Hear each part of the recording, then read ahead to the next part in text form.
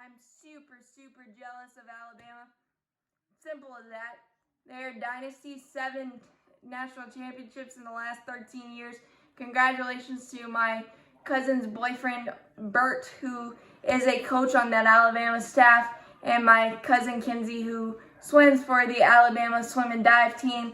This has got to feel really good and well-earned for your university, and for you, Bert, to be on that staff, to watch this greatness was a great treat, I'm sure, and I wish you the best in going forward as well. But this, just a juggernaut, well-oiled machine. Not fair, but the reality is we need to appreciate this as sports fans because we're not going to see it again. The way Nick Saban coaches, the way he recruits, it's second to none. 7 championships. You can't even do that on a video game. In dynasty mode, I tried. It doesn't work. But to be able to steamroll an Ohio State team that was coming in on a high, 52-24, Cleveland Brown them in the second quarter, putting up 28 points, 35 plus points in probably 40 straight games. That's unheard of and not even relevant in sports terms. It shouldn't be, but it's Alabama.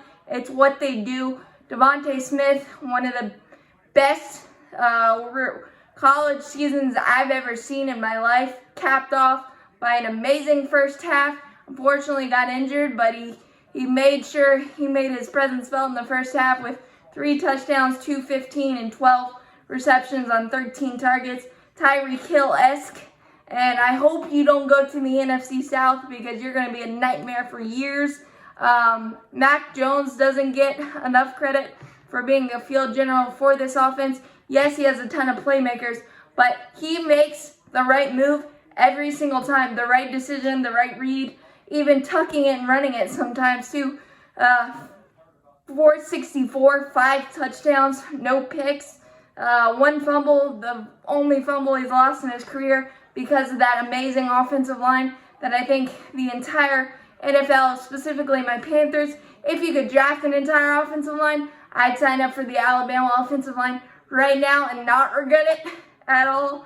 What they are able to do, taking simple screen passes and making them 75-yard touchdowns, making Mac Jones' job a lot easier is unheard of and remarkable in itself.